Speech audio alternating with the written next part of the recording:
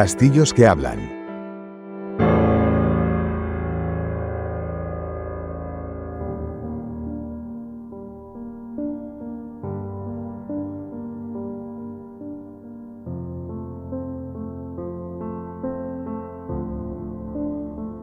Soy el Castillo de Simancas. Os saludo desde mi privilegiada ubicación, a orillas del Pisuerga, en una plaza que siempre interesó por su confluencia estratégica. Fui levantado en 1470 por los duques de Rioseco, los almirantes de Castilla. Una década después, esta poderosa familia tuvo que entregarme a los reyes católicos y desde entonces pasé a formar parte de la corona con varios usos: depósito de dinero y de armas, pero sobre todo como prisión real de máxima seguridad, con huéspedes tan ilustres como el obispo Antonio de Acuña, destacado líder de los comuneros, al que dieron garrote tras matar a su carcelero e intentar escapar de su encierro. Soy el fruto de varias etapas constructivas, con una estampa de lugar inexpugnable, con mi amplio foso y barrera artillera, atravesada solo por 2 puertas.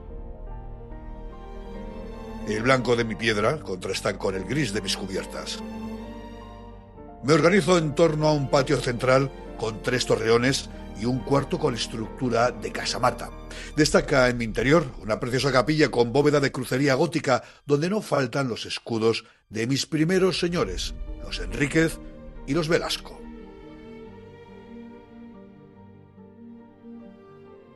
...1540 es la fecha que cambia mi sino. El emperador Carlos V decide custodiar en mi ser todos los documentos personales que estaban dispersos, como testamentos, capitulaciones matrimoniales, bulas, sentencias judiciales, compraventas, tratados internacionales. Me convertí así en su archivo, función que ya no he abandonado en estos últimos 5 siglos. El Archivo General de Simancas, a día de hoy, es un archivo histórico de los archivos estatales, pero se crea en 1540 como el archivo personal del emperador Carlos V. Después es el archivo personal también del rey Felipe II y a partir de los años 1570 aproximadamente se pasa a ser el archivo general, el archivo ordinario de la monarquía hispánica y sigue siéndolo hasta 1844, en que pasa a ser archivo histórico. Aún conservo esa estructura de armarios de madera para guardar la documentación, ubicada en la torre que se conoce como Cubo del Archivo. Su hijo, Felipe II, sigue el mismo patrón e instala en una cámara inferior a la de su progenitor su propio habitáculo para custodiar los legajos. Tiene forma realmente parece una capillita. Realmente no es más que, ni más ni menos que el archivo personal de Felipe II, excelentemente decorado, con un artesonado, y ha estado en utilización hasta finales del siglo XX, cuando se hizo la última gran reforma del archivo.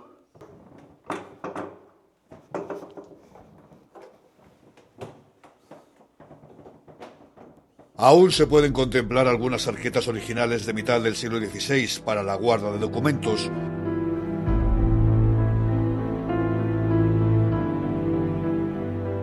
Fue tal el volumen de documentación que comenzó a llegarme que el propio Felipe II, ya saben, el mismo en cuyo imperio no se ponía el sol, decide comenzar una reforma integral de mi edificio, encargada al arquitecto real Juan de Herrera, que no se completaría hasta el siglo XVII.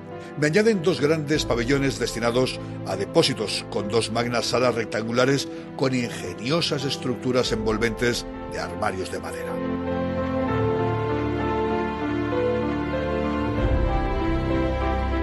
Surgía así el gran archivo general de la monarquía, al que el propio Felipe II le dota en 1588 del primer reglamento, donde se detalla su organización y funcionamiento, desde la limpieza de los depósitos hasta la expedición de copias, estableciendo las horas de trabajo que coincidían con las de luz natural, para evitar el uso de fuego o importantes sistemas de seguridad.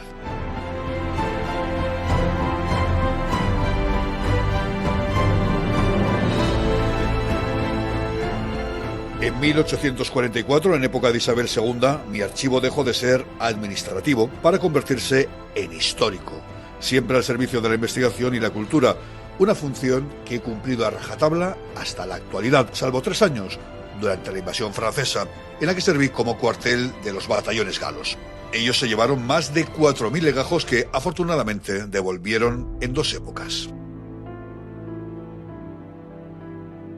El documento más antiguo que tenemos es una bula de finales del siglo XII.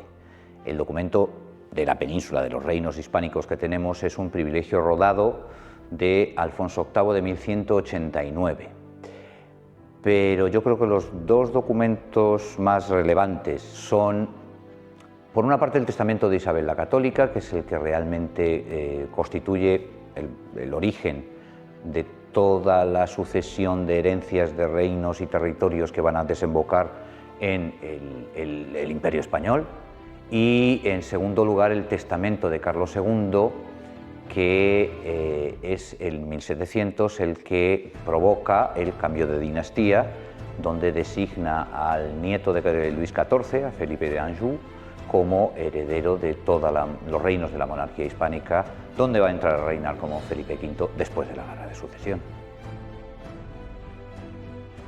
Pero también mis muros conservan verdaderos tesoros únicos y también curiosidades como muestrarios de todo tipo, por ejemplo, de tejidos del siglo XVIII, una importante colección de mapas, planos y dibujos, y hasta un colmillo del príncipe Fernando de Nápoles, que fue enviado a su padre, el rey Carlos III, entre otros objetos extraños y singulares. En la segunda parte del siglo XX aumenta exponencialmente la labor investigadora, pero no será hasta el siglo XXI cuando se acometa la definitiva y radical transformación de mi interior, un auténtico búnker de hormigón armado de 7 plantas, instalado en mi antiguo pabellón dedicado a vivienda del archivero, que conserva toda la documentación entre extremas medidas de seguridad. Este depósito de archivo tiene 13.580 metros de estantería. Dense cuenta que esto es 1 metro más o menos de estantería, pues como estos, 13.580, donde albergamos más o menos algo más de 78.000 unidades, cajas, legajos. No es el más grande del país, desde luego, pero sí es el más destacado del país.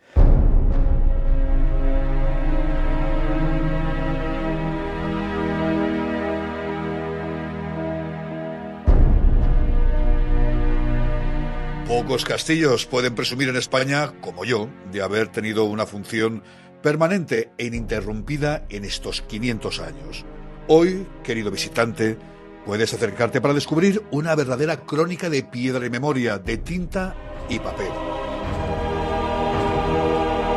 Si te aproximas en silencio a mis piedras, seguramente puedas escuchar el susurro de cientos de secretos de Estado y el recuerdo de una historia gloriosa que ya no volverá, pero que se conserva inalterable en miles de legajos.